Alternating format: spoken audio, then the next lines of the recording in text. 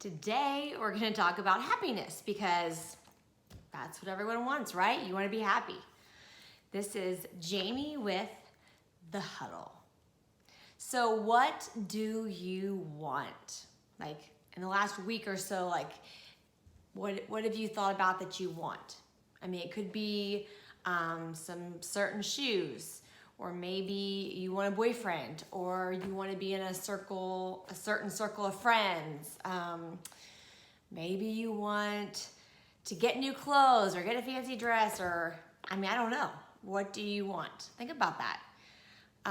And then think about, why do you want it? Like, what's the purpose behind it? Any thoughts? I think you'll be surprised to find that most all of the things that you might be thinking you want are because they're leading you towards feeling wanted.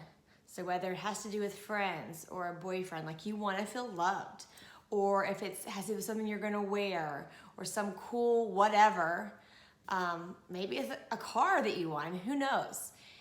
It's usually because you want people to notice and to like you and for you to seem cool, which is all about you wanting to be loved. That's the bottom line. And so the question is, if you get those things, are you then officially happy? Like your life is together, that's it, now I'm happy because I have these things. I think we're all well aware that if we look out in media today and you look at some of those people that have everything, have all the money, have the fame, have the boyfriend, have the things that we would dream about, they're not happy. I mean, whether it's Justin Bieber or who else you want to look at, I mean, you constantly see these people that are chasing this happiness, and by definition of what we sometimes think, like, this is what I want, when I get this, I'll be happy. They should be happy. They're not. They're miserable. And that is because no amount of stuff or status or none of that is ever going to equal happiness, because life happens, right? I mean, you can't stop something from happening to you in most cases. So even if you get, the boyfriend or the whatever, it doesn't mean you don't have to go to school and take the tests and do all the things, and that some group at school is going to be mean to you or whatever. Like, you can't control those things, right? So how can we be happy when you're like stuck in this place, especially like this whole middle school, high school thing? There's a lot of things that you're not in control of, and there's a lot of kids out there making like bad decisions and being ugly and being rude. And I know everyone's trying to figure out like who they are and how they can, basically get loved. I mean, that's a lot of people who are mean. That's basically what they're trying to do, just in a terrible way. So I want to talk about the fact that you can't change what happens to you most of the time, but what you can change is how you feel about that, how you allow whatever happens to make you feel, and how it affects you.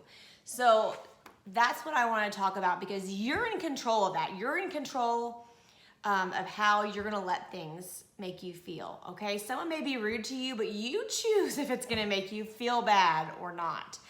And I think that what we have to do is like learn to control our emotions or reactions, because we don't want to be tossed about the waves. Like somebody says something bad and I feel bad, and then all of a sudden someone says, hey, cute this, and then I feel good, and then somebody invites me to this and I feel good again, and then I feel bad. And like, we don't want to be tossed about the waves. Like, the goal is to find just this true inner joy and this happiness, that you're not letting all the things that happen in life that you can't control to affect how you feel.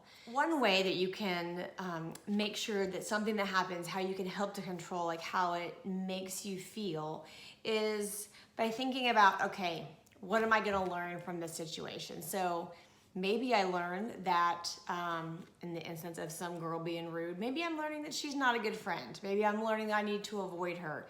Maybe I'm also learning what not to do. Sometimes you get more stabbed if it was a good friend and you get down the line and then they betray you, wouldn't you rather know up front if she's just being rude? You know, you can think about it from that different perspective. The other thing is to look for silver linings in what happens. For me, one of my biggest silver lining stories is when I was at college at Baylor, and I was a cheerleader my sophomore year. And so I tried out again my junior year. And it was pretty standard that if you made cheerleader before, you're gonna make it again. So it wasn't anything that I wasn't that worried about. Nobody was. And shockingly, I didn't make it. And nobody could understand what happened. And I could have let that really get me down. I could have been really pissed about it. I could have been sad about it. But instead, the silver lining is that I was in this sorority that I didn't get to spend much time being involved with because I was so busy with the cheerleading. So instead, I got to be a lot more involved in my sorority, and I have amazing memories that otherwise I wouldn't have gotten. So sometimes it's just taking a step back from the picture, removing yourself or distancing yourself to see that situation and think, what can I learn from this? I think that that's, a great thing that you should do. Whatever you focus on is a lot of times going to become your reality. So if you're one of those people that is reading into situations and oh, she must be mad at me. Well, did she say she was mad, or you just feel like she could be mad? Or let's say you're having a party and someone was supposed to come to your party and then they're late. We could be pissed and think, you know what, she doesn't even care enough to be on time at my party, or she's probably not even coming and she's out going to somebody else's party. Or you could think, you know what, she's probably just running late. I mean, you can change your perspective and how you're focusing in and how you're looking at the situation, and it will completely affect your views. And I'm definitely one of those glass half full kind of people. I always am looking for the best in any situation. And that's why I have a very happy life. I'm usually always very happy because I'm looking for that. I'm not looking for how to be, pissed off or what to be mad about. And then sometimes it's just asking the right questions to yourself. So if someone's being rude, you could, focus on why are they being so rude to me? Or you can think, how can I change this? Or what do I need to change about my situation so that maybe I'm not around that person? So hopefully you guys are going to take some of these ideas about a way that you can look differently at situation events that you get put in, and that you can choose your own emotions, choose how you're going to feel about a situation, and bring more joy and happiness into your life, because you never know, what God can show you through these kinds of situations in your life. Another way to look at somebody who's being rude to you is to realize that it's really their issue, not yours. So if they say you suck at soccer, to realize, and not to feel bad yourself, oh, I can't believe she said I suck at soccer. Do I suck? And to feel bad or whatever, and realize this is her issue. She's the one with the problem. I'm good. I'm okay. And I'm not going to let this affect me. So that's another way you can think about it. Please comment below if you have already experienced something like this, where something happened and you changed your attitude and you learned something from it. And subscribe and share if this was helpful. Thanks. Break.